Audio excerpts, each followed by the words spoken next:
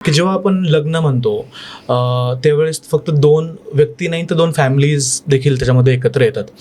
तर एखाद्या मुलानं लग्न करण्याच्या अगोदर त्या मुलीमध्ये त्याच्या फॅमिलीमध्ये काय काय गोष्टी पाहिल्या पाहिजेत. मे बी ते लव्ह मॅरेज असू द्या किंवा अरेंज मॅरेज असू द्या.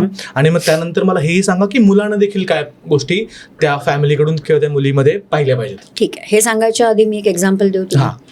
लग्न झालंय रविवारी आणि गुरुवारी ही मुलगी बॅग उचलून निघून गेली आपल्या आईकडे विदिन 5 days. सो सोमवारी का मंगळवारी पूजा झाली, जी सत्यनारायणची पूजा होते लग्नानंतर. हे सगळं झालं. त्याच्यानंतर मंगळवार रात्र आणि बुधवार रात्र they came in contact with each other physically. आता ह्याच्यात समहाऊ त्याचं कुठलंच आधीचं नातं नव्हतं सिरियस, त्याच्यामुळे त्याला एक्सपिरियन्सच नव्हता. It's a fact. तिचा एक ब्रेकअप झालेला होता, एवढंच होतं फक्त. पण ती त्याच्यातनं तिने सांगितलेलं की मी बाहेर आली आहे, सगळं क्लिअर केलं पहिल्यांदाच लग्न ठरायच्या वेळेला, आणि हे सगळं जे काही पार पडलं. आता झालं असं की बुधवारी रात्री वाटतं ती बोलली तिच्या आईशी, आणि गुरुवारी तिने डिसिजन घेतला आणि तिने ह्याला फक्त सांगितलं, कारण हा ऑफिसला गेलेला होता, आणि हिने त्याला सांगितलं की मी अशी अशी आईकडे जाते बॅग घेऊन म्हणून. तर आणि ती निघून गेली. आता शुक्रवारी जेव्हा माणूस माझ्यासमोर बसतोय आणि डोळ्यातनं पाणी काढून बोलतोय की मला हे कळलंच नाहीये की नक्की झालंय काय, ना तिने मला कुठली गोष्ट एक्सप्लेन केली काही, ती जस्ट म्हणाली की मला आईकडे जायचं आहे आत्ताच्या आत्ता तडक आणि मी निघून जाते म्हणून. आता मी हेल्पलेस आहे की नक्की काय करायचं आहे. सो इथे मग कोचिंग सेशन सुरू झाली. आधी त्याचे सेशन झाली 1-2 ते 3 वीक्समध्ये त्याला ही क्लॅरिटी आली की तिला आपल्याला कसं आणायचं आहे, कारण ती निघून गेलेली ना आईकडे. सो 2 मध्ये ते व्हॉट्सअपवरती कनेक्टेड होते डेफिनेटली. फक्त ते जे काही कम्युनिकेशन होतं ते थोडं माझ्या मार्फत व्हायला लागलं, जेणेकरून शब्द, चॉईस ऑफ वर्ड्स, थोडासा कधी ऑडिओ नोट पाठवायचे ज्यातनं आपण कनेक्शन बिल्ड करू शकतो, एक कॉन्फिडन्स देऊ शकतो, कारण त्याचा कॉन्फिडन्स गेलेला होता.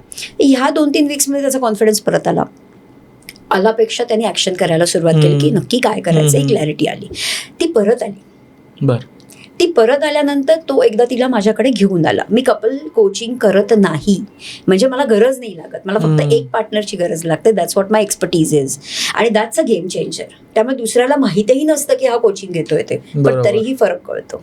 सो तसं ह्यानी केलेलं, तिला काही सांगितलं नव्हतं, पण जस्ट एक माझ्या मित्राची एक मोठी बहीण आहे असं करून तो तिला माझ्याकडे घेऊन आला. तर ती आली.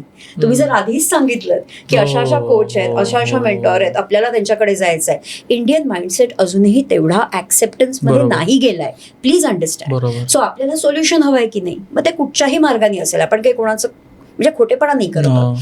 तर ती आल्यानंतर तिचे काही सेशन सुरुवात झाली. त्यांनी ऑलरेडी सेशन घेतलेलीच होती 2-3. तिचे सेशन सुरू झाल्यानंतर तिला ही रियालिटी आली की अरे आपण ना खूप क्विकली जज केलं. झालं असं की मंगळवार बुधवारी जेव्हा ते कॉन्टॅक्टमध्ये आले, फिजिकली इंटिमेट झाले, तेव्हा तो थोडासा अग्रेसिव्ह झालेला. ऑब्व्हियस आहे की फर्स्ट टाइम एका अपोजिट सेक्सच्या व्यक्तीबरोबर तो सेक्स करतोय किंवा तो इंटिमेट होतोय, तर ते त्याचं अग्रेसिव्हली झालं थोडं. आणि जे त्याला कळलं नंतर, पण त्यांनी त्याच्यावरती म्हणजे तिला काही बोलला नाही, तो सॉरीही म्हणाला नाही किंवा त्याला वाटलंही नाही त्याच्यामध्ये काही चूक आहे. ही जज करेल हेही त्याला माहिती नव्हतं. So that was like it was a very normal thing for him असं त्याला वाटलं. मग माझ्याकडनं कळल्यानंतर मग तिलाही सांगितलं की अगं तू क्विकली जज कसं काय करू शकलीस त्याला. तर म्हणे मॅडम आत्ता जर का हे असं आहे तर पुढे जाऊन हा असाच वागेल नाही का. मग मी आईला सांगितलं, कारण आईने मला सांगितलेलं होतं काही जरी झालं तरी आम्ही आहोत तुझ्या मागे, आम्हाला फोन करायचा. म्हणून तिने रात्री 1 वाजता आईला फोन करून हे सगळं बेडरूम स्टोरी सांगितलेली होती. आईने सांगितलं, तडक निघून ये, आणि ती निघून आली. आज जवळजवळ आहे त्यांना एक 3-3.25 वर्षाचा मुलगा आहे. ग्रेट. आणि तिने तिच्या आईचंही कोचिंग सेशन्स घेतले 2, हे करण्याकरता की कुठे इंटरफिअर नाही करायचं आहे. सी तुम्ही क्विकली जज केलं इतका, म्हणजे हा एक इन्सिडेंट होता. मी इथे कुठेच म्हणत नाही तो चुकीचा नव्हता किंवा ही, असं मी नाही म्हणत आहे, पण त्या सिच्युएशनला तुम्ही क्विकली जज केलं की हा फॉर एव्हर असाच आहे किंवा ही फॉर एव्हर अशीच आहे. आता ह्याच्यात या मुलाची चूक नव्हती, कारण त्यांनी काही तिला जायला सांगितलंच नव्हतं, पण तो जे काही अग्रेसिव्ह झाला त्याची ओनरशिप त्यांनी नंतर घेतली की बाई गं माझ्याकडनं ही चूक झाली, पण त्याचा पास्ट असा होता की मी कधीच कोणाच्या कॉन्टॅक्टमध्ये नव्हतो, तर मी अनभिज्ञ होतो काही गोष्टींना, आणि हे परत नाही होणार, आणि डेफिनेटली त्यांनी त्याची चूक परत रिपीट नाही केली. सो मला असं सांगायचं आहे की या मुलीकडनं पण क्विक जजमेंट झाली, प्लस आईने सांगितलेल्या गायडन्समुळे आणखीन त्याच्यात भर पडली की मी करेक्ट आहे.